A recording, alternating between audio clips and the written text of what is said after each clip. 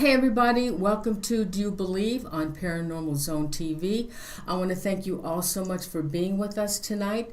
And for those who may be new to the show, if you would please subscribe, I'd appreciate it. And please don't forget to give the show a like. Now tonight I have a fabulous guest, one of my favorite guests of all time and returning guest is the warrior, spiritual warrior, Bill Bean. Bill Bean is an author, a world-renowned deliverance minister, is an exorcist, and he's known as the spiritual warrior. He has appeared on an episode of the 2019 Travel Channel series, Holzer Files, along with several episodes of a haunting series. He regularly joins George Noory on Coast to Coast AM, and he has appeared in the Lifetime Movie Network series, I Was Possessed. Bill also appears monthly on the Kev Bake Show out of Scotland. Bill's recently published book, Purge. Now, this book can be ordered at billbean.com. With that, let's bring on Bill. Hey, Bill, how are you tonight? I'm doing great, Norene. It's always great to be back with you, and thank you for having me back again. Oh, it's always a pleasure. And you keep telling me things that I don't know about you. I've known you for over 8 years, and this is why I brought you back tonight. Bill, on the last show, mentioned he had an encounter with the men in black. And I never knew that. And I'm sure I'm going to find out more. So, Bill, Sure. There's things you don't tell me. Hey, Bill, I know. Before you talk about your story of the encounters with the men in black, would you tell the viewers what you know about the men in black? Sure. And again, now, some people might not believe that these, I call things, they're entities. I firmly believe they're not men, they're not human beings.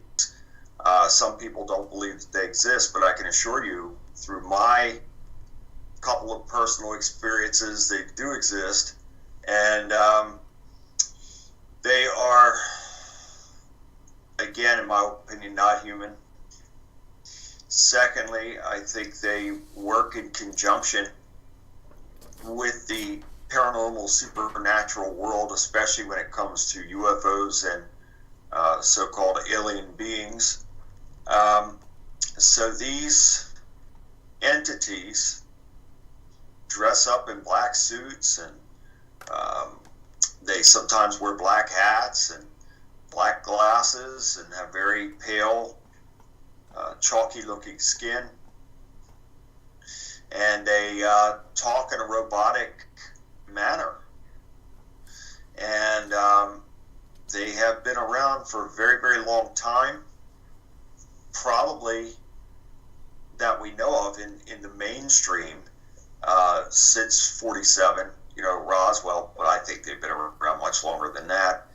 But I think that's when the general public started being inquisitive, about these types of entities. Are they real?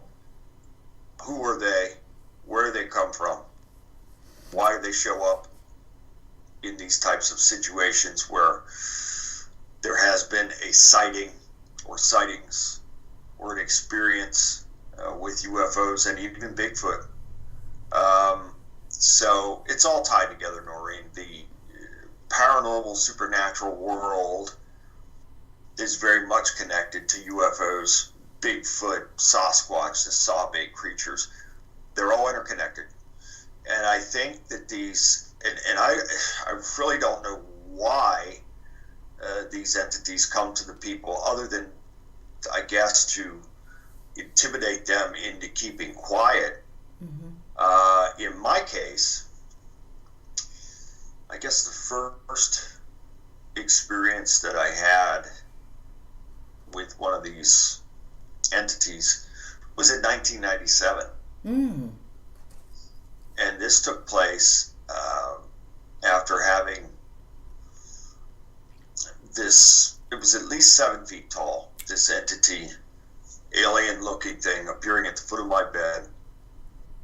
I believe it was in July of 97, I want to say. And my wife and I, we had just gotten into bed, I don't know, somewhere around maybe 2:45 a.m. And we had a little dog back then, a little Yorkie, and that dog, you couldn't sneak up on us or the house or whatever. That dog barked at everything. Yeah, when we got into bed that night / morning,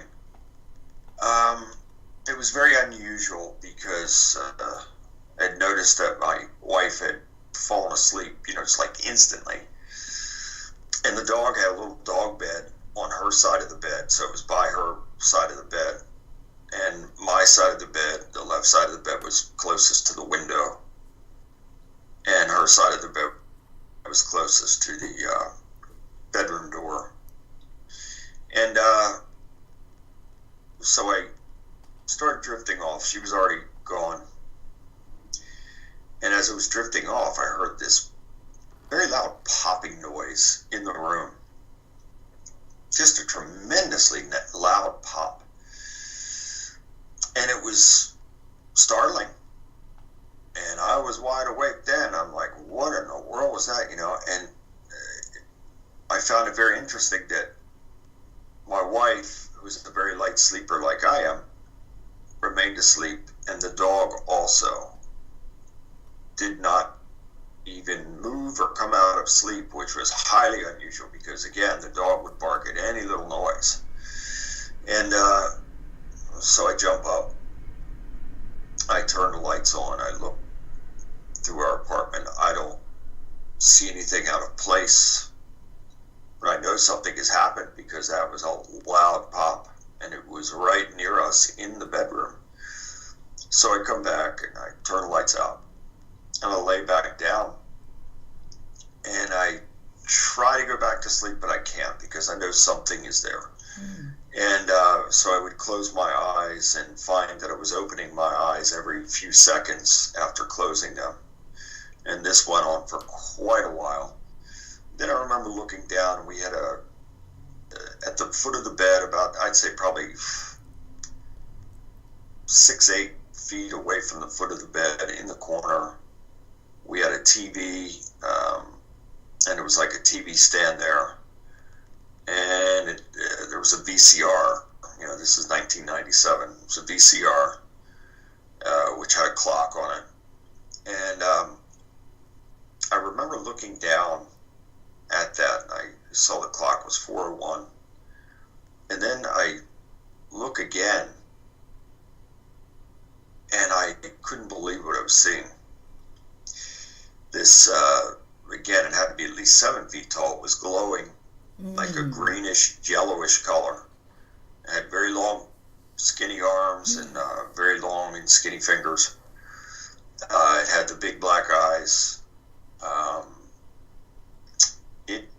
I guess the best way to describe it, probably had the look of maybe more of a mantis type of look, the facial features. That sounds like an alien. And then, and then I tried to wake my wife up, but she wouldn't wake up.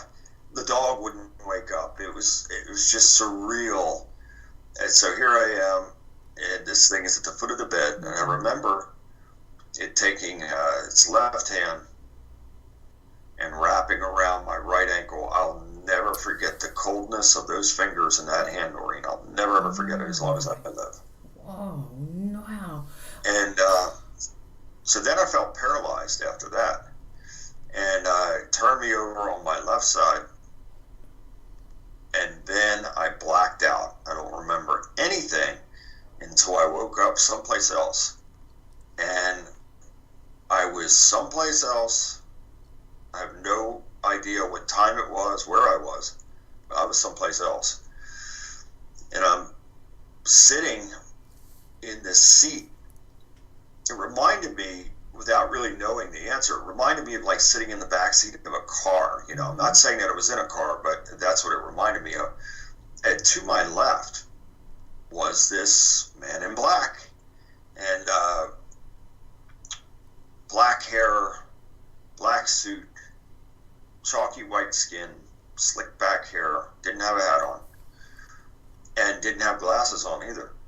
And turned to me, didn't turn its body. So the body is sitting strenuous workout. You know, my whole body ached. I just felt horrible.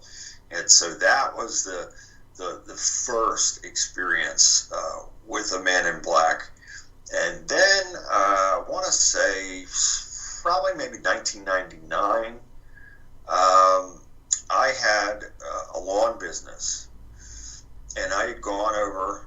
I had an account with this individual who owned a home in Glen Burnie, Maryland, and no one was living in the home. He lived in Virginia, and I had an account with him. He would send me a check every month for my service of maintaining the lawn over there.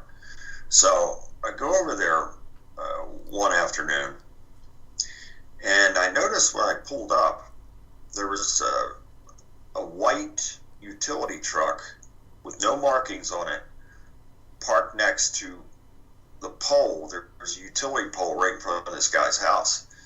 And so I pull up, and I see that the guy's in a bucket, you know, and he's up on the pole. And that, I really didn't pay attention. I could just see that someone was in the bucket on the pole. So I pull up, I'm unloading my mower and equipment, and I'm getting ready to advance towards the front lawn to start to work. Now the bucket is coming down. The guy in the bucket's coming down.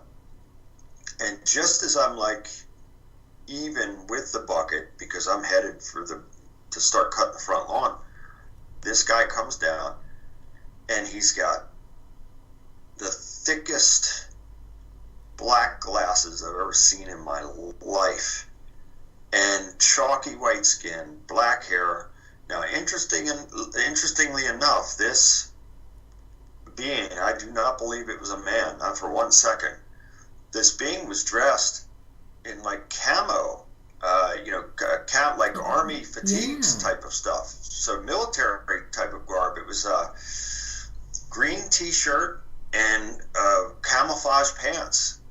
And he had the thickest glasses, black glasses that I've ever seen in my life. And boy, I got such an uneasy feeling when the guy came down, you know, like that. And I saw him, and he was still in the bucket. And I said, "How you doing?" And he mimicked that back to me in like a robotic manner. Oh my! And I knew. I said, "Yeah, this is Deb." So he steps out of the bucket. Now I am, you know, on absolute high alert, and I kind of just take a few steps away. I'm headed towards the front lawn now, and looking out of the corner of my eye, you know, the bucket thing came down and got back into place, and then he got in that vehicle and was out of there. So after it was over with, and after I finished cutting the lawn, I called that homeowner, and I said,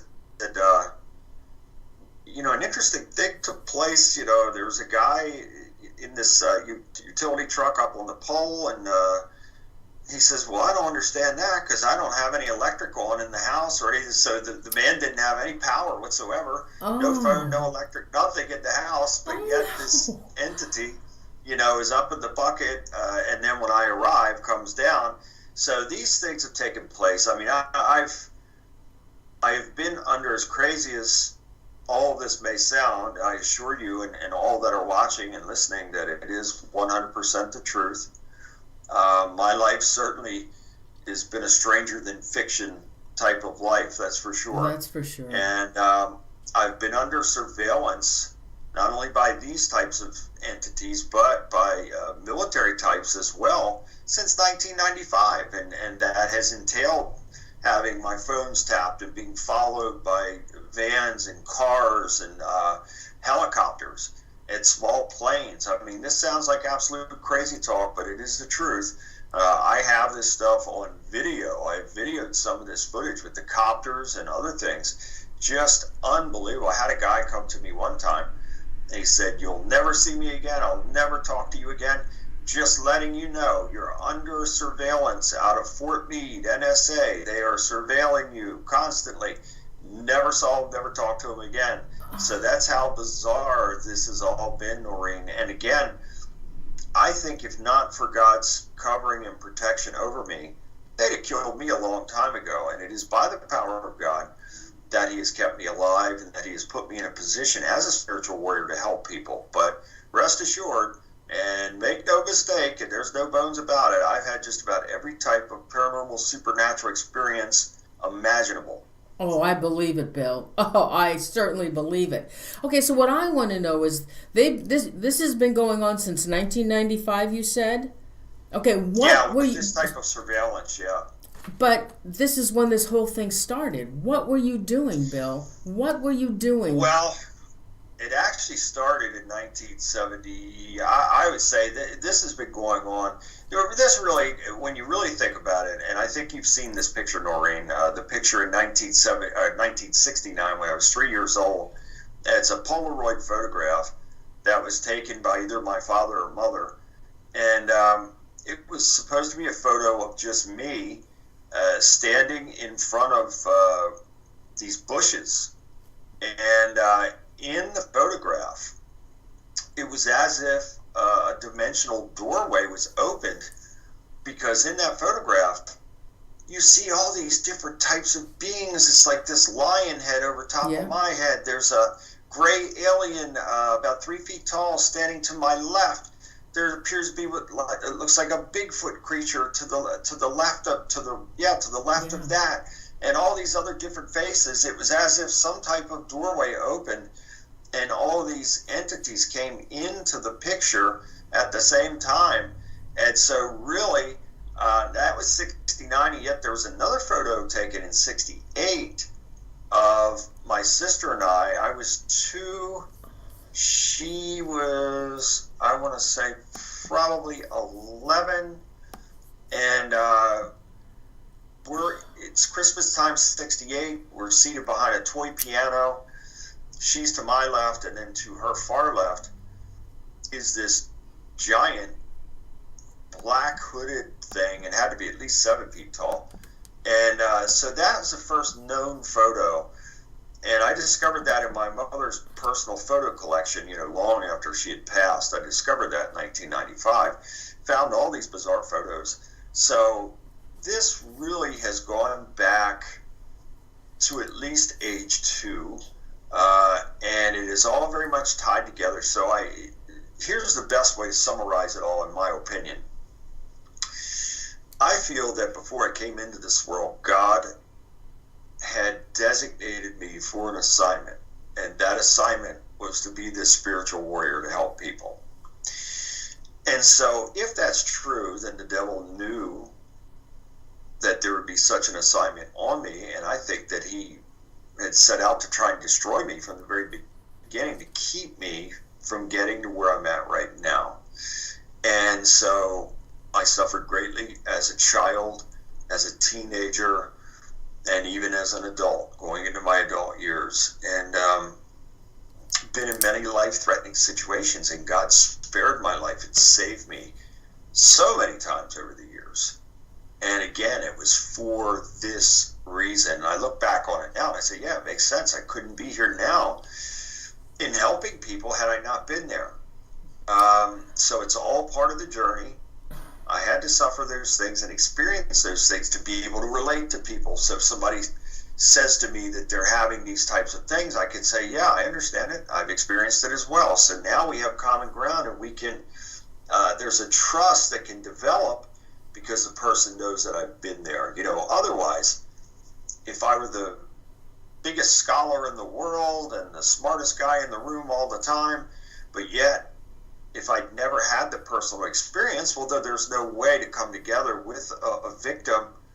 You can't, there's no way, because I haven't experienced it. I wouldn't be able to relate to that. So God knows what he's doing, and I think that's what this is all about. There have been times in my life where I've had these UFO sightings and felt like I was being protected and escorted somewhere, wherever in my travels I was going.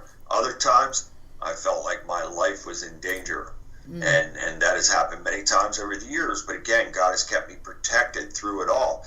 And before we, wrap things up tonight, I'll go into some things that have taken place in this year of 2021.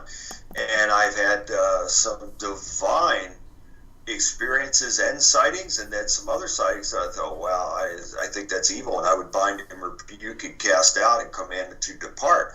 So we are living in a time like no other in our lifetime. I believe that Yahweh's forces of good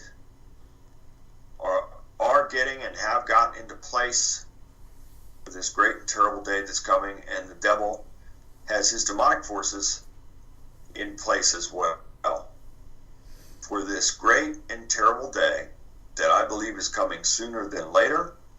And boy, oh boy, it is so important, Norene. I can't emphasize this enough, and I didn't come on your show to preach a sermon. I came to speak truth, and I can't tell you how important it is now for people to come back to God and to repent and just make him first and draw as close to him as possible, and he will draw that close to you, and his son Yahshua Jesus the Christ will come into your life. It is of the utmost importance now, because I feel that we are on the cusp of something, and I think that, again, the enemy, the devil, has been trying to kill me and eliminate me from this earth for a very long time, because he did not want me to be in this position where God works through me to help people. You know, is this part of your book, Purge? It is. Yes, it's a very strong message of faith.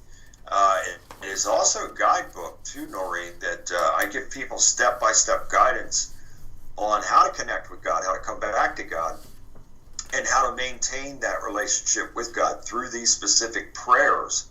And it is so important to make God first. And look, I am not perfect. I don't claim to be perfect. I'm a human being. I make mistakes just like everybody else. We all do. But I can guarantee you this, that God is first in my life. The first thing I do when I open my eyes every single day is I thank him and praise him for the day. Life is a gift, and we are not promised tomorrow. So for those who say that, A, they don't believe in God, or B, God doesn't work miracles, I beg to differ, because he works a miracle for us each and every single day. It is the miracle of life. You know, Bill, I want to go back a little bit about this Men in Black, because now we did show that picture on the last show. Yes. And, okay. Yes. Now, what house were you? Okay, so we know that your mother was visited by aliens because we've seen those pictures. What were you living in that house when you were 6 years old? Yes, I was 4 when we moved into that house, but the photos were taken.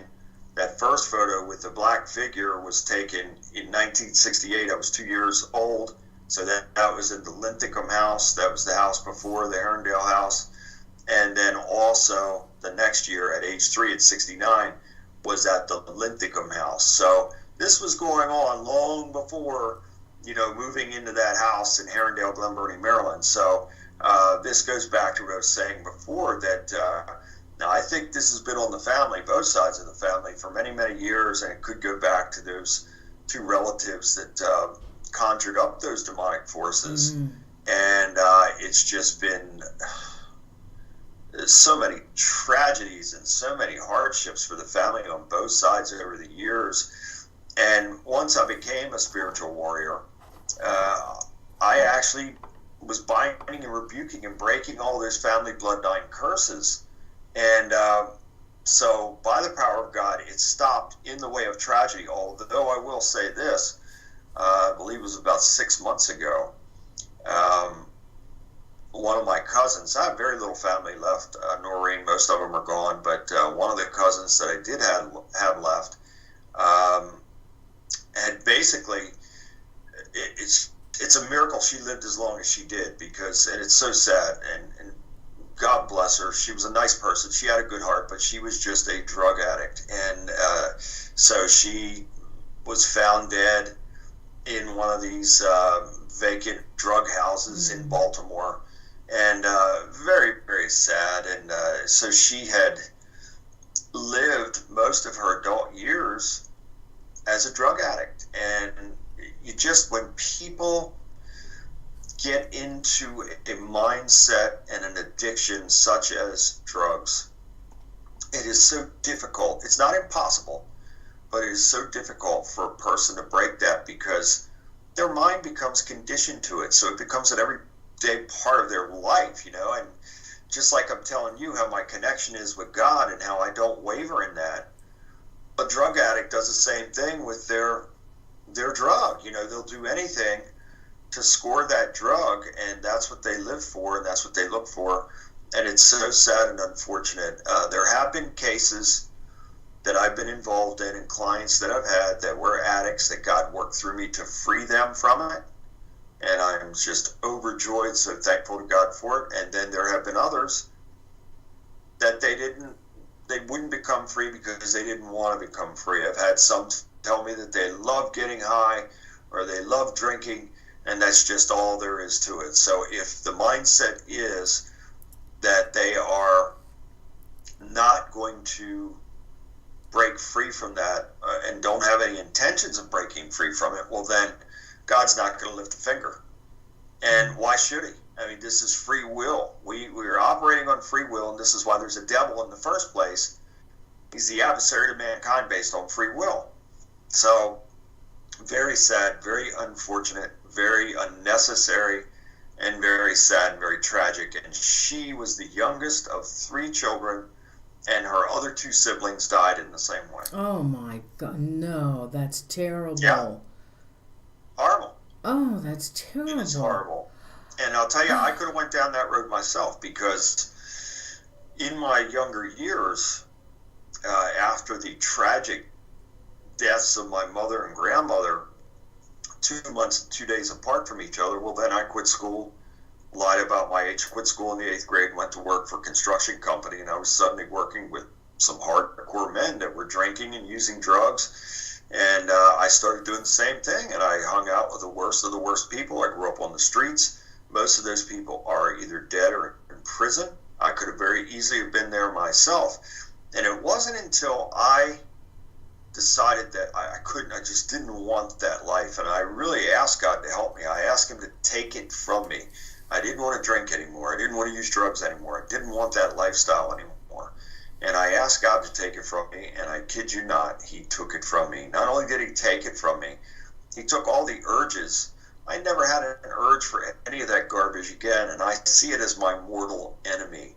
And I tell people that now, my clients, people that come to me for help, I tell them that. You've got to see it as your mortal enemy, because it is. And so all life operates on frequency and vibration. And if our frequency and vibration is on high, then life is good, life is positive, we're moving forward.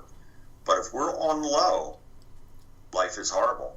There's always a situation, a problem, a drama, and never an answer. And it's because we're on low frequency and low vibration. And if we're there, that's where the devil wants us to be, because we're wide open and vulnerable for demonic attack. He knows it. And that's part of the game plan, to get people into those positions by their own free will. And then once he has them in that position, then he can go to work with the plan of destruction. Okay, but Bill, there was a reason why these men in black visited you. I still feel that there was something that you were doing that caused them to appear before you. Now, usually they come in 2s or 3s, but yours was 1 at a time? Yeah, 1-on-1, yeah.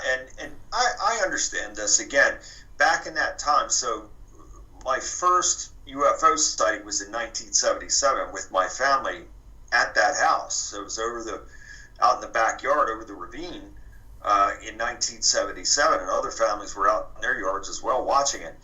So that was the first. But again, Norene, there are other pictures that I'm sure you've seen.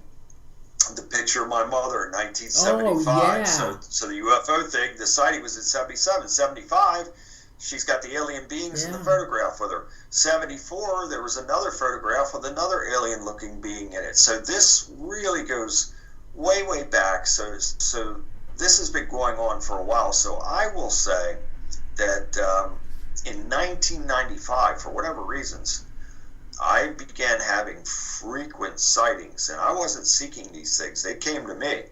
And I started in October, on October 5th of 1995 was the first UFO photo that I'd ever taken. And then I started to regularly document them. So I think by my documentation, and then I started going on some local shows. The first show I went on was the Dr. Bob Hieronymus show, 21st Century Radio in Baltimore. And I think when I started doing that, then I started drawing the attention of these agencies and these non or extraterrestrial, whatever you want to call them, types of entities, these men in black that were coming to give warnings, because I was starting to reach people. A lot of people were reaching out to me, telling me about their experiences. And then I started to have these sky watches in the Baltimore area. I've had as many as 50 people in a group with me that have witnessed these objects with me. And so then I started getting local news coverage. Every local news station in the Baltimore area covered my UFO footage and stories. And so I think that had a lot to do with it, is that people were seeing that this was real. And so then I think these entities were coming in to give these warnings. So when the one said, "Don't talk about this," it wasn't the visit that you had with him. They were meaning for you not to talk about the UFO subject, period. Yeah.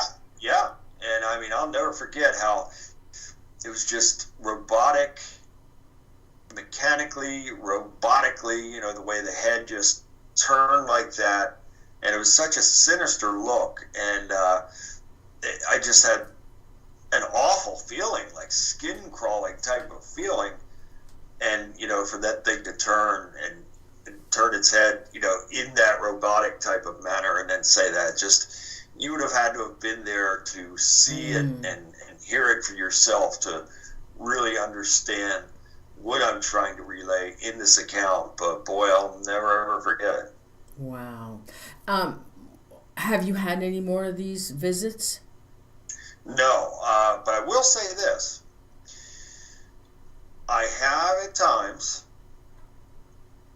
seen vehicles, and I'm hyper aware. I'm hyper aware of my surroundings and people around me at all times. And there have been a few times over the last several years to where I would be going to my vehicle and I would get an uneasy feeling, and then I would look and then see someone sitting in a car, and then sometimes the car would follow me out. Sometimes it wouldn't, but there have been times to where I thought, okay, something is definitely going on here. And then even in other states, because as you know, I've traveled over America many, many times, helping people from all over America and 50 other countries as well. And there have been times to where in certain cities or towns, wherever I was, I would have a UFO sighting or copters over top of me, or again, the feeling like somebody was following me or something. So it doesn't bother me, and I'll tell you why. I know that God is protecting me. I know that it is God who has kept me alive through all of this. So if God's with us and for us, then nothing's going to stand against us. So I don't care what they do. Their tactics don't work on me as far as intimidation. So if anything, I guess all they can do is surveil and then report what they're seeing, and when they're surveillance, however they're doing it. I really don't care, because I don't live in fear. I live in warrior mode, which is faith, strength, and courage, and I will live that way for the rest of my life. So I always try to keep my frequency and vibration on high. Therefore, I'm not dropping the frequency and vibration to allow any types of attacks to take place. I refuse to ever be a victim to anyone or anything again, and I praise God for that. And I can say that by the power of God that's working through me. So again, in this new book, Purge, I talk about this, and I outline all this and give people a battle plan, how they can be in this level of warrior mode as well to keep the devil and his minions at bay. Wow. I had a recent Matter of fact, I document them all the time. I have, and I'll share these with you, some of these experiences that I've had in 2021 alone. Okay. But I went out to a client in, what was the name of that? Trying to think of the name of the town, Altoona, PA. And on the drive up, I didn't notice anything out of the ordinary, and I went there and helped the family. And I left that house probably about 11:15 p.m. that night. And so I get about within 15 minutes into the drive. Now, this is out in the middle of nowhere. There's no air traffic out there. And so I'm on this desolate, dark road, 2-lane road. And I see this. I thought at first it was a copter. You know, it's coming over. So I was traveling southeast, I think. So it's coming out of the, let's see, so I'm traveling southeast. So I guess it would be west-northwest. And it crosses in front of me. Now, it's up in the sky, you know, at least 10, 15,000 feet. And it crosses in front of my car. And then as it's passing, I see it, and I said, whoa, that's no copter. That was a triangle. It was a triangular object, and it had 3 white lights, you know, a white light on each corner, and it had a circular and flashing orange light in the center. And interestingly enough, Norene, I'd had a rash of those sightings prior to that for about 2 weeks. It's weird. It goes in cycles. And these things I can look out the window and they will hover in the sky, and I'll talk about some of this, how they'll come straight towards me and then just go up, seemingly just like right over top of my building, the building that I live in.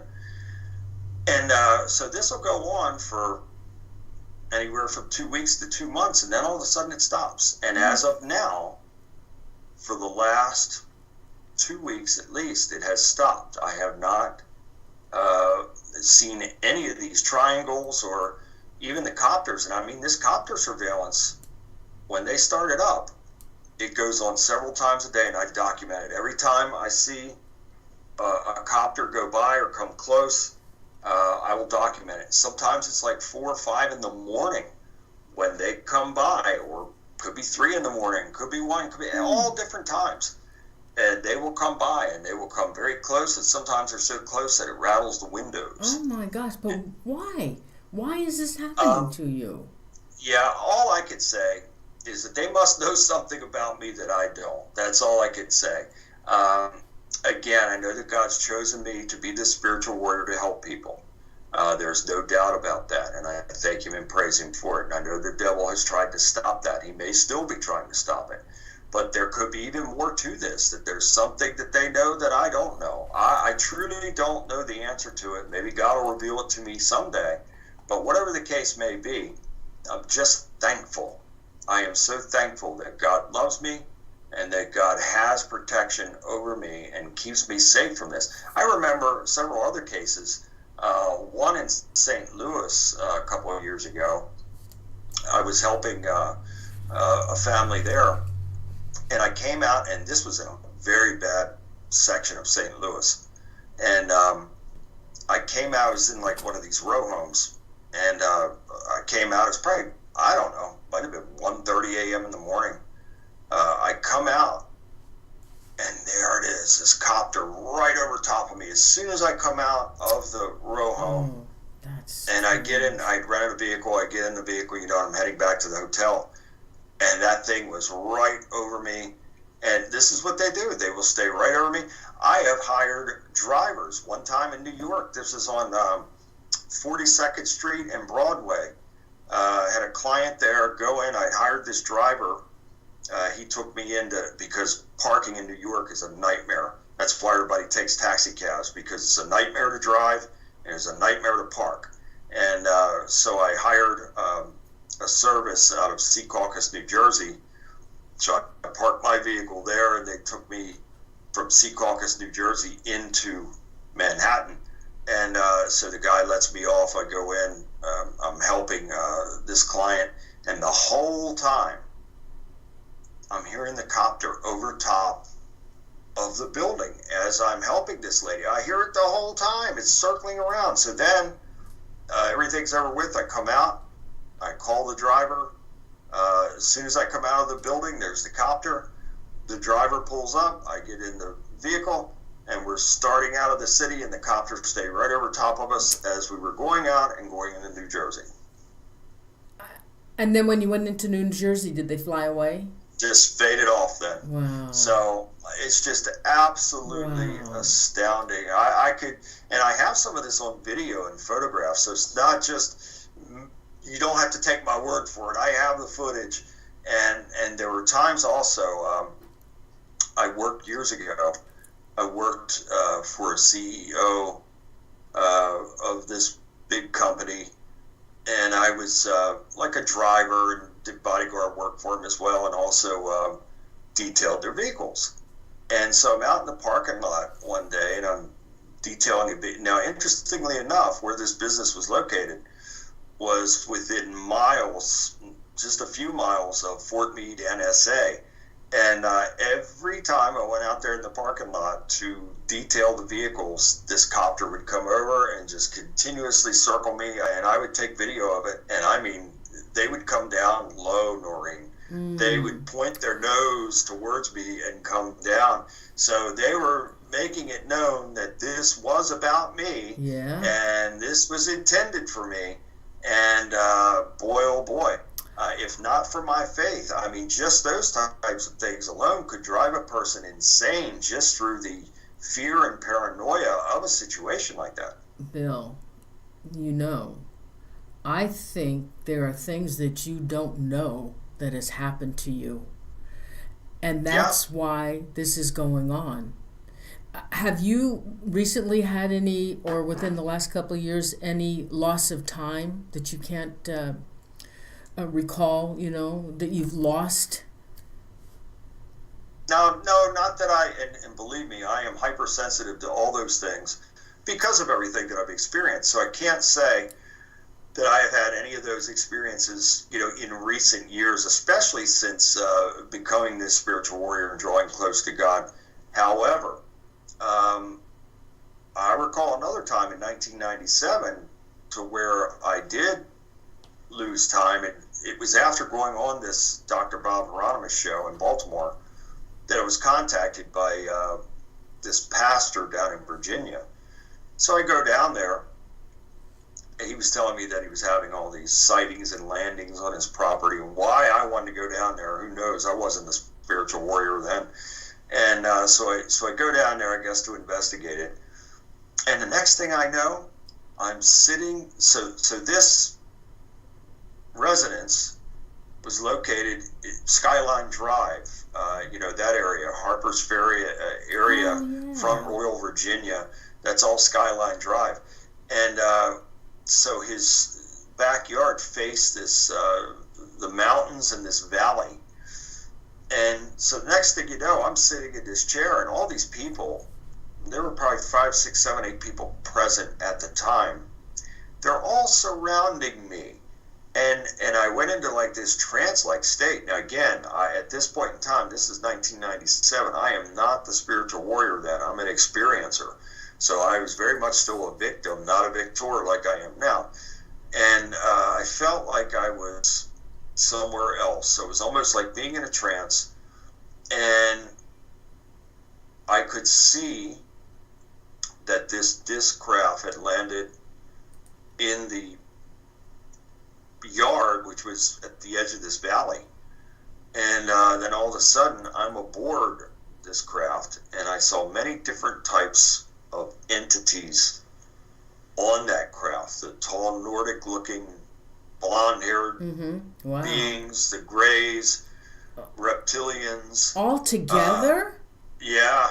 Wow. And frog-looking things, and lizard people. and even the black, dark force-looking form that I'd seen so many times, in my childhood, in that house and in other places. Oh, yeah. You have the picture of that.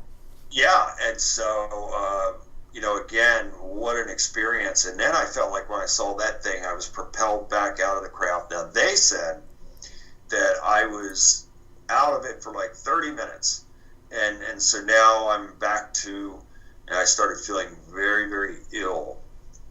I felt terrible. And so the guy that had gone with me down there, I said, I have to go. We left and we went back, and I continued to feel worse and worse. And I developed something to where I felt like something was in my throat. I felt like it was like a ball in my throat. I couldn't even swallow. It was terrible. And it progressed more and more day by day, got worse and worse to where I felt like I couldn't breathe. I felt like I couldn't eat. I could hardly drink anything. I ended up being rushed to the hospital on several occasions because I felt like I couldn't breathe. I was dying. I was seen by 8 different doctors. Nobody came up with a conclusive diagnosis. And I lost like 42 pounds. It was even more than that. I think I was 242. I went from 242 to like 198 within 6 weeks' time. And it wasn't until December 16th and 17th of 1997 that I believe God intervened in this. It was the early morning hours of December 16th, 1997. I was brushing my teeth. It was like, I don't know, somewhere around 4 a.m. And I felt like a piece of the toothbrush had dislodged. It was in my mouth, and I reached in, and I was reaching in to pull out what I thought would be a piece of bristle. Yeah. And out on the end of my index finger was this flat, gold-looking, chip-looking thing. Wow. It was about a 1/16 of an inch in size, and it was flat and gold. And something told me to save it. I certainly felt like God was telling me to save it. I did. I put it in a little baggie, and I put it in a film canister. You were chipped. And I saved it. And I noticed that when that thing came out, some pressure had come off of my throat. So then the next morning, on the 17th, I started coughing. I was in the bathroom, I started coughing, and I spit into the sink. And when I spit into the sink, 2 more of those things came out. Oh, no. Yeah, I washed them off, I put them in a baggie, and I saved them as well.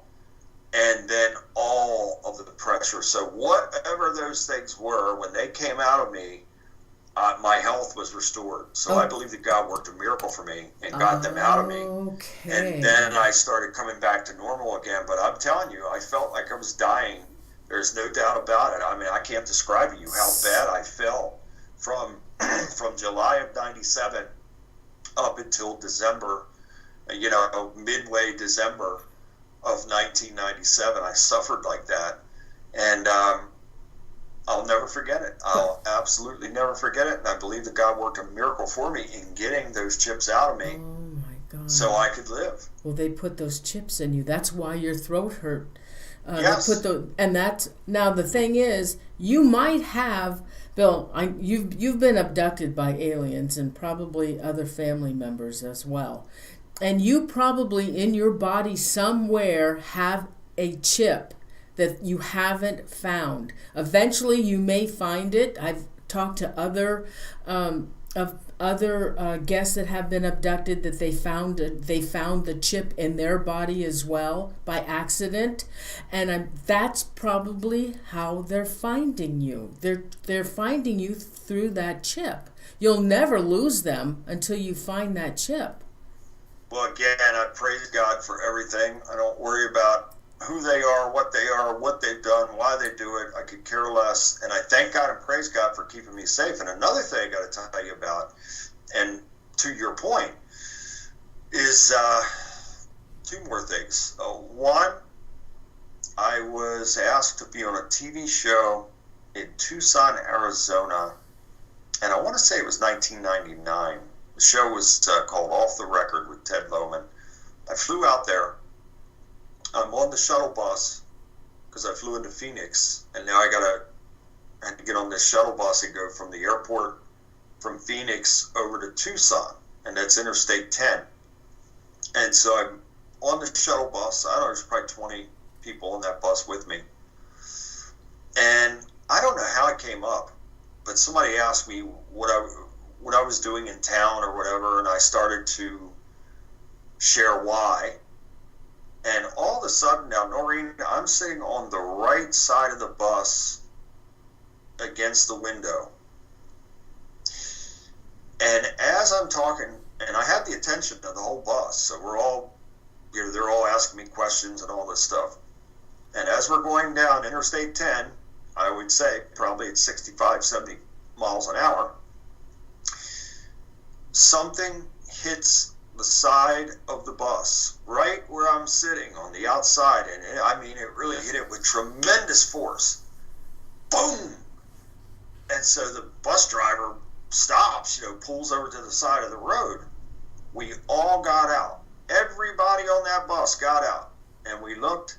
There was not a mark on the bus anywhere, but yet it hit right where I was sitting on the outside of that.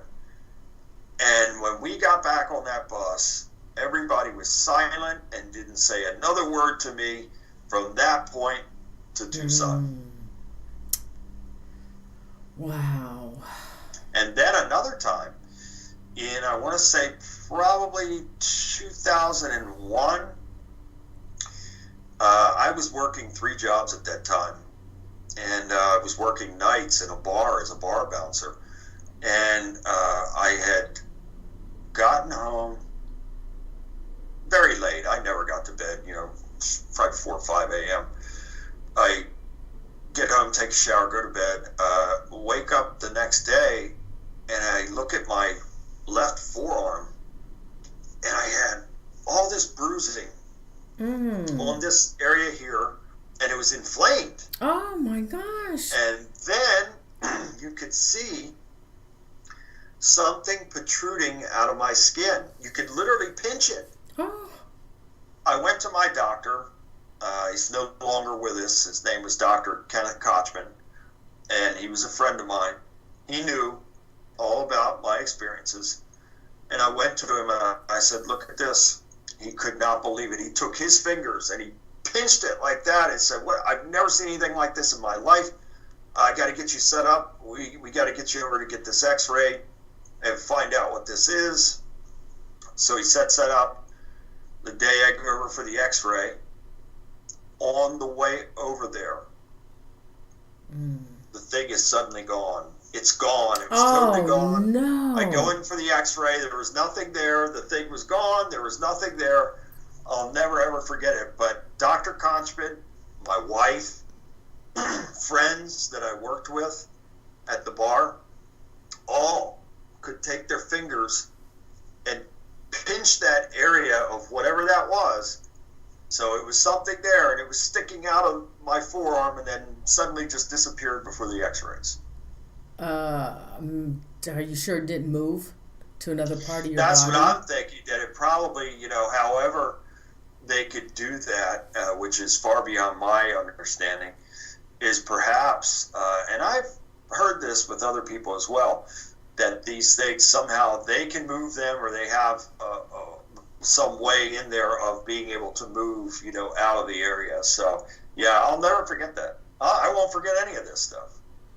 Have you ever thought about being hypnotized to find out what else might be? You don't want to? No. Oh, no, come on, no. Bill. We want to know. I have to be in control of my actions and thoughts at all times, so I don't want anybody digging into my mind. I have to be in control, so that's why I don't do that. I was offered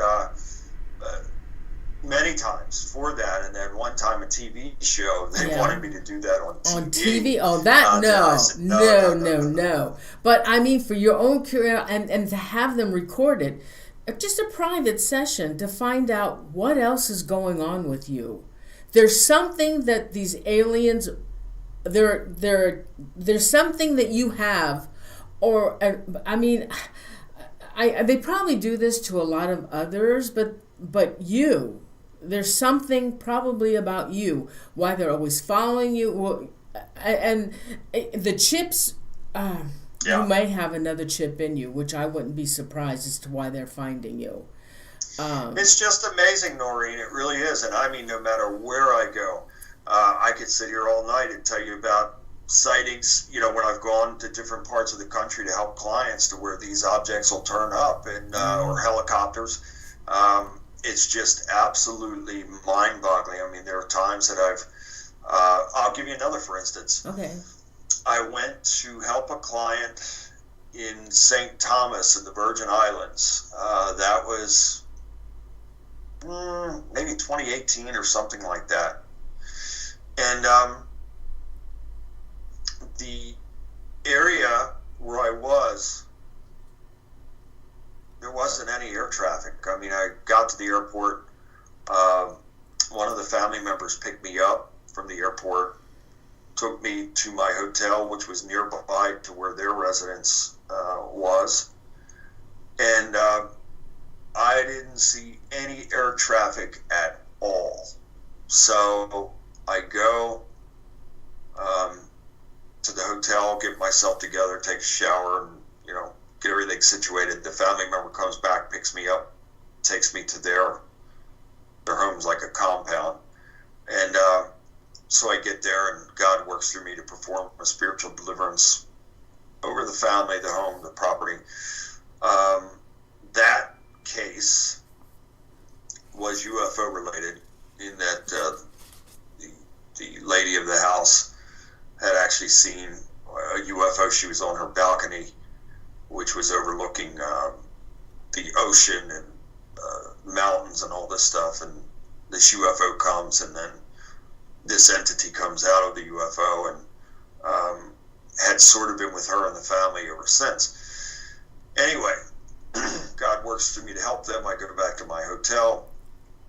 The next morning, I get up, and I'd say it's probably around 8:30 a.m. in the morning. Now, again, this whole time, since I'd left the airport, I had not seen one plane or copter or anything in the air. I get up, and the reason I got up is because I was awakened by this copter that was over.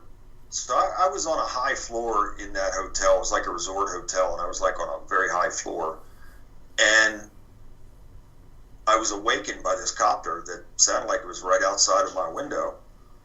Probably 8:30 in the morning, I jump up, and I go, and sure enough, there it is, right over the balcony, black, no markings. And I'm watching it, and then it was hovering, and then it starts moving, and it just started moving away over the ocean, and then made a left, or actually made a right, and went in behind this mountainous area. There were these mountains across the ocean there, and it went right in behind. It seemed like it went down in behind there, but that is in the Virgin Islands, where I didn't see any air traffic at all, and then I'm awakened by that. Wow. So what happened to this family that had UFO? Was it a sighting? They came visited them? Yeah, and then so what happened? They're having experiences after that. So I think that's happening more and more. All these things are connected, and a lot of people don't understand this. I think more and more people are starting to understand it, that all this phenomena, the supernatural phenomena, whether that is ghostly phenomena, demonic phenomena, these things are all intertwined with UFOs and Bigfoot, and even the divine, because I've had so many divine experiences and continue to have them, and I thank God and praise God for it. It is all interconnected, and for the better or for the worse. And I truly believe, to sum it up as best as I can, I believe that when Yahweh, and that is the name of God listed 6,823 times in the Bible, was taken out, replaced with the title of Lord. So wherever you see Lord in caps, it should say Yahweh. Jesus' Hebrew name is Yahshua, which means Yahweh saves. But anyway, it goes back to where he had the B'nai Elohim, the sons of God, cast out of heaven because they left their post. They started lusting after human women. So they came down, Satan and a third of the angels, and then they took these women and produced a hybrid offspring of giants called the Nephilim. Yeah. And then the Nephilim went into the forest and the fields and had unnatural sex acts with apes, bears, dogs, wolves, and other creatures, producing a hybrid offspring. And that is what the Bigfoot, Sasquatch, Sabe creatures are. They are the offspring of the offspring. And they're every bit as much a spiritual being as they are a flesh and bone type of being. And so this all works together. You would be shocked at how many cases I've been involved in, including my own, that had the UFO phenomena tied in with the paranormal, supernatural, along with the Bigfoot, because even in that house where all that demonic garbage took place and UFO activity happened as well, there were rumors of what they called a gully man, which was this Bigfoot creature that roamed down in the ravine area, and they called him the Gully Man. And so this is all very much tied together, and it has been from the beginning. I never heard of the Gully Man. So you say that demons and aliens and Bigfoot, they're all connected. Yeah, but in what way? So, in what just way? like with the UFO craft, Psalm 68:17 says the chariots of God are 20,000. So I believe that Yahweh, for whatever reasons, I don't know, we'd have to ask him. I don't know, but I do believe that he created, and if he doesn't use them personally, which I believe he does, because in the beginning of the Bible, it puts him there in one of them, these Merkabah, these flying craft, which are called clouds, pillar of a cloud, flying tabernacle, flying scrolls, rolls, you name it. It's all mentioned in the Bible, these types of craft, chariots. And so it is quite possible that God, Yahweh, created these things to traverse the heavens, which means skies in Hebrew. And when Satan and a third of the angels were cast out, they were cast out in those flying craft, and the Vimana craft that came down here not only took human women, but also taught forbidden things, and this led to the downfall of mankind, and we are where we are now in this world as a result of those things that took place so far back. So it's all connected. And that's why I wrote those two Stranger Than Fiction books, because it was just about connecting the dots. And we can connect those dots through, whether it's the Bible, historical studies, or personal cases, that we have something that we can connect those dots and say, wow, okay, this makes sense. Well, okay, so as far as, so with aliens, there's no, I don't think they have any pictures of aliens. There, as far as Bigfoot, I'm not sure if there are any real images of Bigfoot. However, there is a fella that I did interview. He has some images that are in the trees, but I don't know if it's real or pixelation. And so I've had real experiences with them as well, Norene. Yeah, so I know personally they're real.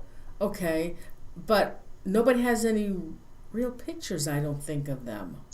But it's just like how I've taken up-team photographs of UFOs since 1995. UFOs, yes, I agree. But a lot of them can be blurred, and so there's some type of frequency that comes out that could distort an image that can, and I've seen this personally with those objects, that they have some kind of like mist or fog around them, and that's why I can understand why they'd be mentioned as clouds in the Bible, because they have this type of aerosol that cloaks them to where you could say, wow, what is that mist? Is that like a cloud or a fog or something that's around? So they have those capabilities, and it's the same thing with those Bigfoot, Sasquatch, Sabe creatures. They can make themselves literally invisible. That's why in a lot of these cases when people are investigating, they'll see one footprint and they don't see anything else. Right. Now, I have personally seen this for myself, have shot video of it, have taken photographs of a size 16-inch footprint that was 8 inches across. We showed I that. wear a size 12, and I put my size 12 next to that print, and the print was, whatever made the print was so heavy because it was really embedded in the ground. Now, at that time, I probably weighed 260. I probably weigh 250 now, but at that time, I probably weighed 260, and I have a size 12 foot. I had a work boot on. I put my size 12 foot beside that size 16 print, and I couldn't even make an indentation in the ground at 260 pounds. So whatever that was had to be very, very heavy in order to make that type of indentation in the ground, and then to have an 8-inch wide foot. Yeah, 8 inches wide. Yeah, it's pretty big. Then I measured. I found more prints after that. And what led me to this, I've had, I think, 3 or 4 experiences here where we live at. We've been living here for almost 10 years. And I've had probably 4 experiences. And what led me to this on this one day was I was getting into my vehicle, and there's a lot of sightings reported around here because it's a very heavily wooded area in the general vicinity. And so I was getting into the vehicle, and I noticed that a small tree and I've never seen this before, the tree was laying over top of, now where I live, there's a pool outside and a pool inside, and I guess those are the units for the pools, and then maybe a backup AC unit or something. There's 3 units out there. And I saw this tree, small tree, laying over on the units. I've never seen anything like this before. So I got out of and we didn't have any bad storms or anything like that. So I was perplexed, and so I started getting in the vehicle. I saw it, and I got right back out, and I went over there. Something had pulled that tree out of the ground, Norene. You could see the roots. Something pulled it out of the ground, and it fell on top of those units. And I got a saw, and I cut with the saw. I trimmed it and got it off of the units. And I'm looking, and I saw that print, and I went and I started photographing and taking video. And then I could see it was like the one print, and then I started seeing other prints. And it was like on the edge of this embankment, and the strides were like 46 or 48 inches apart. And I saw several sets of those footprints on the edge of that bank going into the wood line. Wow. Yeah. Oh, wow. And that's right where I live. And then the most recent, and I've been keeping, in 2021, I have been keeping accounts of the experiences. And so let me find this for you, and I'll tell you exactly the date, the approximate time. Hey, Bill. Yeah. Do you think, now I've heard this from somebody that told me this, and I'm going to ask you. Do you think that you can go outside of your house and look up into the sky and talk to the sky and lure a UFO to come to you? I've done it many times. Yeah, Oh, get out of here. I used to, I don't do it anymore, and I'll tell you why, because my only communication is with God. I want to have my communication with God, and even when I'm performing spiritual deliverance and exorcism, I ask God to send his giant warrior angels. But in the past, yes, I used to back then it was the big camcorders, and I would put a camcorder on a tripod in my backyard. I lived in Baltimore County at that time, and I would set it up, and sure enough, turn it on, and these things would come. And I remember one day, and this was also in 1999, beautiful sunny day. I think it was, I would say it was probably, I want to say maybe March of 1999. Just a beautiful day. And I remember looking at the sky, and I had turned the camcorder on. It was on a tripod. It was filming the northern part of the sky. So I'm standing to the camcorder is to my right. I'm facing the northern part of the sky. And I said, Father, thank you for such a beautiful day. Now that is on, I'm not on camera, but my voice is on camera saying that, or you'd hear it. Yeah. And here's what I didn't see. When I said that, I did not see anything. Yet, when I reviewed the tape, this cloud-like object, now this was a beautiful sunny day, there was not a cloud in the sky.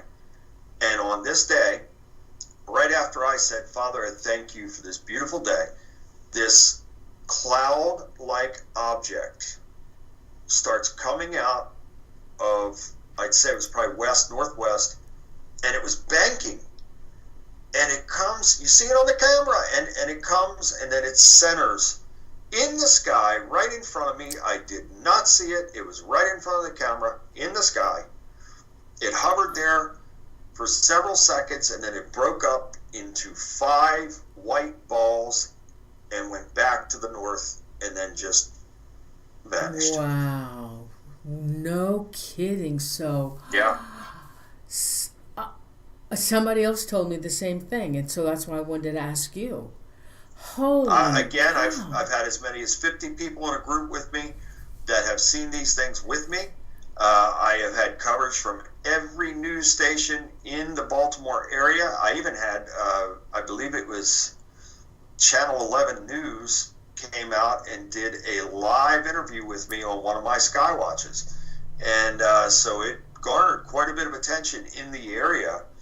And a lot of people would line up and say, yeah, he's telling the truth. I've seen this and seen these things for myself with him. Wow. And what I was going to tell you about this recent Bigfoot thing, it was on Thursday, July 15th at 2 p.m. I was in the parking lot waxing my car, and I started to hear movement down. So where my vehicles are, I'd say it's probably maybe 40 feet to the edge of that parking lot, and then it goes down an embankment. And so the embankment swings around, and then if you go about a half a mile from there, you come to this, it's like a lake or something that's I don't know if it was man-made or whatever, but it's there. It's like this lake. It would be a great source of food, with fish for these creatures. Anyway, I hear something. I hear branches popping and cracking, sound like something very heavy walking around down in there. And it's not the first time I've heard it. So I'm aware that there's a presence.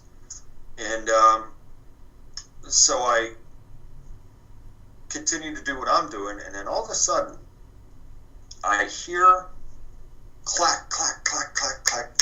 It was like 2 pieces of slate. It was like someone had 2 pieces of slate, and they were clack, clack, clack, clack, clack, clack. And I'm going, okay, there's no woodpecker, there's nothing that's making that sound. I mean, I'm very aware of the sounds that different animals make. So it got my attention, and then I heard it again. So I continued to try and just do what I was doing. And then, after hearing this like 3 times, then all of a sudden, I heard this. It had to be within 20 feet of me. Clack, clack, clack, clack, clack. And I mean, so whatever this was really trying to get my attention. Also, there is no possible way for something to have come within 20 feet of me to make that sound without me seeing it. So this is why I'm saying to you, these creatures can make themselves invisible, because from where I was to the edge of the parking lot to the ravine is 40 feet at least. So how could something come within 20 feet of me if I can't see it? The embankment is over 40 feet away. So something came that close, clack, clack, clack, clack, clack, clack, and then went back and did it again. And when they did it again, it was back, 40 feet or more away from me. But how interesting is that? Wow. That whatever it was trying to get my attention and then came that close to me, yet I couldn't see it. Wow. Have you any desire to communicate with Bigfoot? Well, I have communicated with him on many occasions on the behalf of my clients. I recall one evening, this was probably 2017. I'll never forget it. It was a bitterly cold day, and it got even colder. I live in Maryland, and I drove from Maryland to a place called Gloversville, New York, which is about an hour north of Albany. And so this is upstate New York, and probably 115 miles from Montreal, Canada. And it was bitter, bitter cold. It was probably 15 degrees, and they had quite a bit of snow there. And the winds, just brutal, Norene. I'll never forget it. And the family was having terrible demonic problems, but they were also having problems with the Bigfoot, and their animals were being traumatized, and they said that these creatures were coming out of the woods. So they had several acres there, and it was a very heavily wooded forest type of thing behind their general yard, in the backyard. And I was with two other guys and the homeowner, so there were three guys with me, and I went to the perimeter of the wood line, and now this is pitch dark, and as I'm approaching, I felt the presence. I definitely felt the presence. It was just not the four of us, that's for sure. And I said in an authoritative, loud authoritative voice, by the mighty power of Yahweh and his mighty and holy name, in Jesus' name, I command you to leave now. You are scaring these people. You are creating problems and torment for them. I want you to depart right now by the mighty power of Yahweh and his mighty and holy name, in Jesus' name. And as I said that, and they could tell you the same thing, you could feel the presence go. Really? Oh, yeah, absolutely. And believe you me, the only way that I could, and I wouldn't recommend this to anybody, the only way that I could do these things is by the power of God. It is not my own power. I wouldn't dare try this on my own power, because the results could be deadly. And I've done this before in other places. There was another time in Maryland, near Delaware, that family was having similar problems, lots of demonic problems, and they were hearing the screams and whoops of these Bigfoot creatures. Wow. And then they had chickens and horses and cows and all this stuff. And one day the homeowner goes out, and he discovered that 6 of his chickens were gone out of the chicken coop. And so then I went into the woods with the homeowners and some other people that were present, and did the same thing. And when we went into those woods, you could see the structures that they build. They build these teepee-like structures. They take these big branches and limbs and intertwine all this stuff. A human being couldn't even lift some of these things to do this. And it was all through there that they had these things. And I did the same thing, taking power and authority and binding and rebuking and commanding them to depart. So again, I don't recommend that to anybody. The only way that I could do that is by the power of God and by the urging of God for me to go and do it. Otherwise, do not attempt that. Hey, Bill, in your dreams, has anything of the, like a Bigfoot or an alien or a Men in Black or something come into your dreams and given you a message? Not anymore, but used to be, yeah. I mean, for many years there, I had those types of dreams that were almost not dreams, some type of, again, vision quest or being someplace else. That happened to me many times over the years. No I can't remember anything with either God or Jesus or the Holy Spirit or angels that specifically said anything to me as far as who I am and why I'm here. You know, if I am somebody that they, whomever they are, knows more about me than I know. I have never had any type of interaction like that, but I can tell you that I've had dreams to where I felt like I was in heaven and in the presence of God. That happened to me one time in my life. I've also had dreams to where angels were hugging me. Also, I recall waking up from sleep one morning, and it was still dark, but I woke up and saw this, looked like an angelic figure right next to me, bluish white, very tall figure, and I swung my left arm out and it went right through and I have to believe that it was an angel. And so I've had many of these types of experiences, and then on the flip side, you know, of course, the demonic experiences as well. But it wasn't until I was sincere about making God first in my life and really developing a real and authentic relationship with God, keeping Him first always. That's when God's protection really kicked in, and I feel that, and I praise God for this, and I don't brag it, I'm thankful. I thank God every day for my life and for the protection that He has over my life. But I feel, and certainly by the things that I've done, I've been in the most horrific situations imaginable, whether it was in my own personal life or on the behalf of someone else. I've been in places that a lot of people would run out of. I have seen and experienced things that a lot of people would either faint or run away from, and I could do it all by the power of God working through me. Without Him, forget it. I couldn't withstand it. After these cases that you handle, does anything come home with you, and are you affected after by it?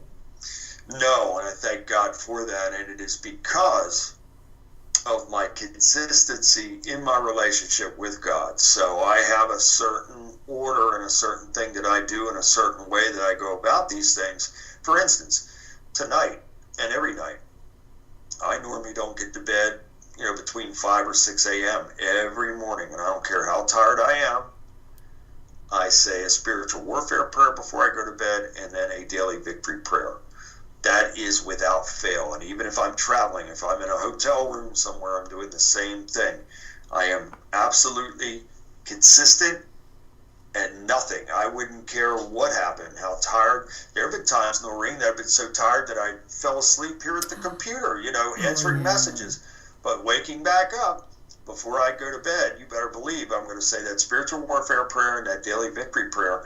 And then, like I said, the first thing I do when I open my eyes every day is I thank God and praise God for the day. Then I get on my knees and pray. And that's how I start my day out every single day of my life without fail.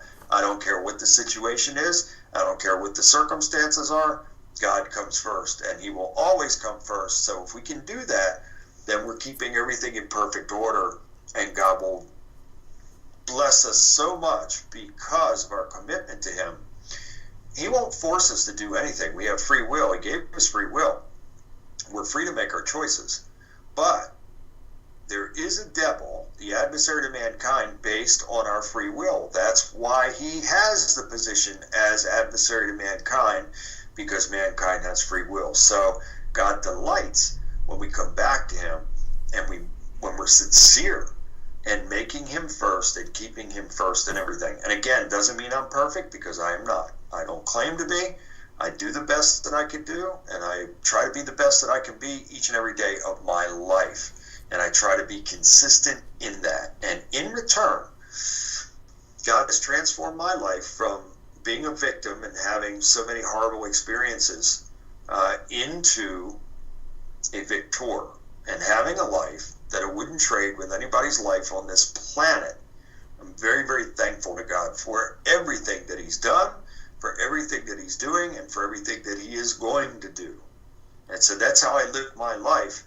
And again, God keeps me blessed. He keeps me safe. He keeps me empowered, and I thank him and praise him for it. Wow, Bill. Well, Bill, I want to thank you so much for joining us tonight. It's always a pleasure. The viewers absolutely love you, and I have fun. I just enjoy having you on the show. I love listening to you.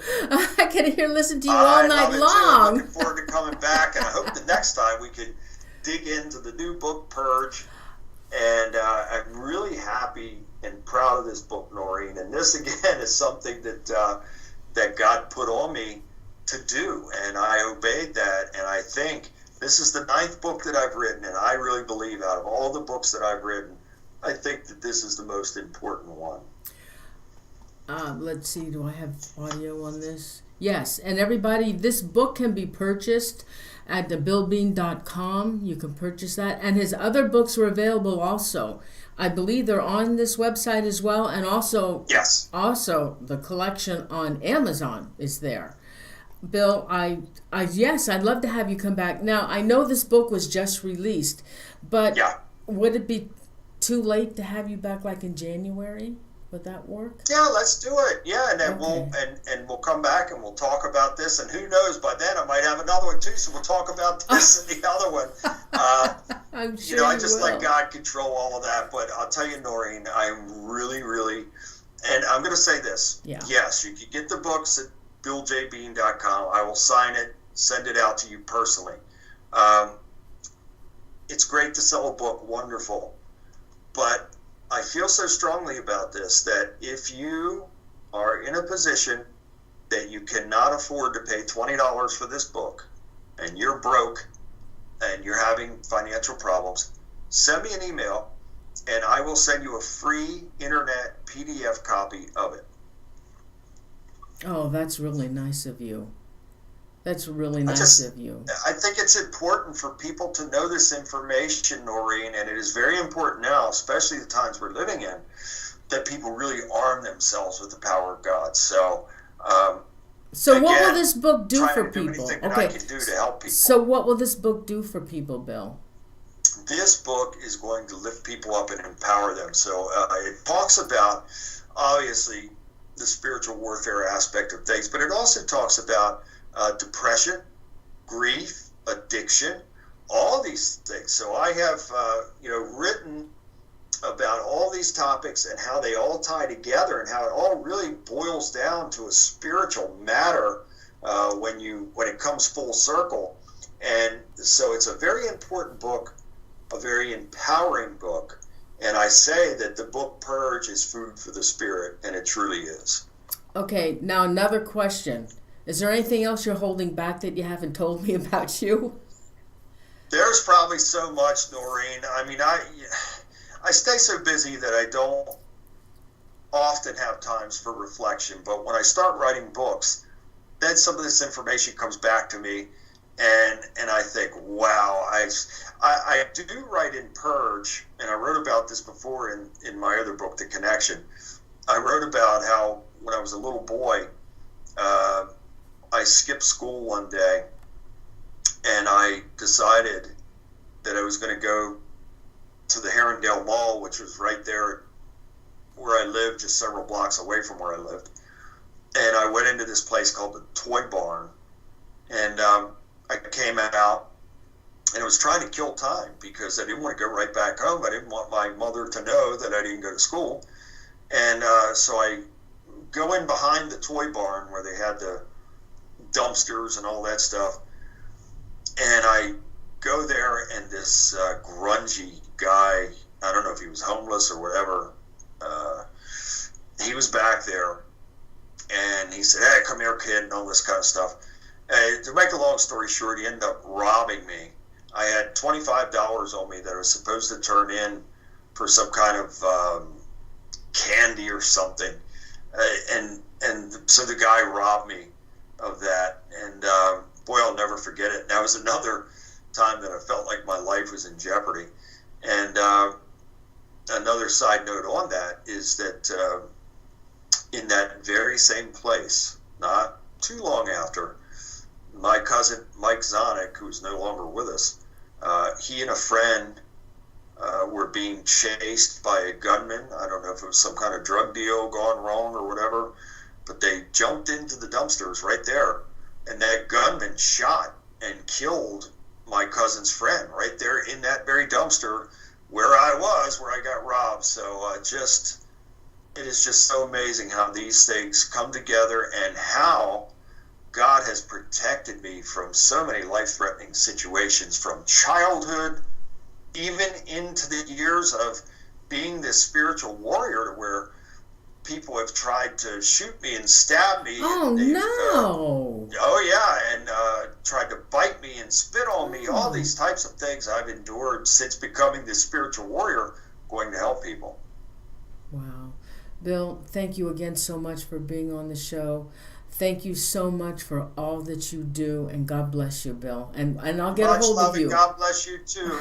And looking forward to coming back in January, and we'll really dig into Purge and whatever else I have going on. And I want to thank everybody out there. Much love, and God bless all of you as well. If you're in need and you're out there and you're in a really bad place, don't hesitate to contact me. BillJBean.com. You can email me directly from the website, and we'll get back to you. So, Norene, thank you so much again. I truly appreciate it, my friend. Thank you, my friend. Thank you so much. God bless you. Good night, Bill. God bless you, too. Good night. Good night. Oh, God, I just love Bill. Let's see. He is so awesome. Hey, everybody, I'll have Bill back again. Yeah, and he's probably right. He will probably have another book. But I love listening to his stories. He's always a wonderful guest. And everybody, thanks so much for being here tonight. And I got super chat money. Thank you so much. Andrew and his Gnome Trucking Company. Thank you so much, and I want to thank my Maj Chipateri and Renee McDowell, everybody. Renee just had an operation, and pray that she stays safe and everything stays clear for her. And we pray for you, Renee, and hope that everything all works out for you, and I'm sure it will. So the next show is October 14th with Angela Thomas. It's going to be a mystery show. A mystery show. Strange disappearances, unsolved murders. And I'm going to try and think of some good stuff. I know there's some cases I wanted her to... like the Yuba City 5, the boys that went to a basketball game, and on their way home they ended up in the national park and they disappeared. And then their bodies were found, except for one fella. Nobody has ever found him. I'm really curious about that case. And I'm curious about Cabin 28. Who slaughtered that family? But if you guys have any cases, because it's October, so we need some really strange cases. And do you ever hear of the Bunny Man? How he goes through this tunnel, and if you go in the tunnel, you don't come out. I've always wondered about the Bunny Man. But if you guys have any anything really creepy that we could do, send me an email. Oh, who did that? China C. Oh, China, thank you so much. Send me an email, ParanormalZoneTV @gmail.com. Okay? Thanks, China. I'm glad you like the show. Send me an email and let me know some really creepy topics we can do. Then November, oh gosh, hold on, guys. I'm sorry. I'm not... Hold on for a minute. Just hold on for a minute. November, I'm doing a show with Vanessa Hogel. She had written a book on how to tell a real psychic and not to be fooled by scammers. And so she wanted to come back this time and talk about one of her books. And I thought, well, you know what? That would be a really interesting show, because how do you know you're not being scammed? And then December, I have Patrick Meacham. I did a show years back with him. he lived in this haunted house that he found out was actually cursed. And he has some newspaper clippings and he has some history on the house. And he's going to talk about this cursed house that he lived in, and that's for December. So that's what I have lined up so far. And I will be back in January, even if I only do one show a month. I don't want to give it up. Hopefully, maybe I can go back to 2 shows again next year. But I've got so much going on. We've been remodeling and redoing, and my sister now is building a house on our property, so she'll be 20 feet away. Her house will be 20 feet away from mine. And so I just got a lot going on this year. So maybe next year I can come back to 2 shows a month, because I love my shows and I miss doing them. But also I like to bring topics that you guys like too. So, my friend from Tallcross from Scotland. Tallcross is from Scotland, and he's up. God only knows, it's 3 or 4 o'clock in the morning. He's there every time I have a show. My buddy Tallcross. So let's do some shout outs, okay? Oh gosh. Oh, that's right. This is September. Okay. All right, let me do some shout outs. And again, thank you, Renee and Chipateri, for the mods. Because of them, we've got a good chat room. Beat 3 Airspace, Dust Bunny, Andrew and his gnomes, Tallcross, my buddy from Scotland, Jessica. Oh, listen, you guys, you need to send some prayers to Tallcross. He needs your prayers. He's in a healing right now, and we want him better. We want him back to normal. So please send Tallcross your prayers, as well as Renee. Please, thank you. Let's see, Lewis, Ta, Aaron Spellman. Oh, Aaron, haven't seen you for a while. Jessica Luna. Let's see, I am Alpha. Okay, who else? I know we had a nice crowd tonight, so who else wants shout outs? I guess everybody's leaving now because the show is over. Psycho Lady Liberty. Yeah, we haven't talked about ghosts for a while. We could do that. I want a nice ghost story. Alba Witch Wiggler. Anybody else want to shout out? Rocky Dirt. Again, China Sea, thank you so much. And again, Andrew, thank you so much. Anybody else want to shout out? Tallcross, of course, you'll always get a shout out.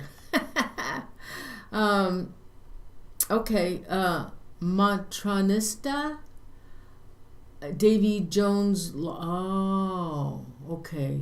Davy Jones, you retracted. Okay. Okay, anybody else? Lewis, I got Lewis. Okay, anybody else? We've been binging right now on, oh my God, it's that show with the airplane. You think I could think of it? They only had 3 seasons. It's still going on. Oh, it's about the airplane. Anyway, I can't remember. Okay, so I'm going to go. Everybody have a great weekend, and I love you, and thank you so much for being here. And I'll see you October 14th, okay? And I'm going to come up with some topics for Angela, and I'm hoping next year that Vanessa will come back and air some of those mystery shows with her remote viewing, because she does it right on the spot. And I love Vanessa, so I'm hoping she'll come back next year, okay? So send me a message for any shows that you want, and some really scary topics at ParanormalZoneTV@gmail.com. I'd really appreciate it, guys. And thank you so much again. I love you guys. Big hugs to everybody, and I'll see you October 14th, okay? Thank you. Love you. Bye.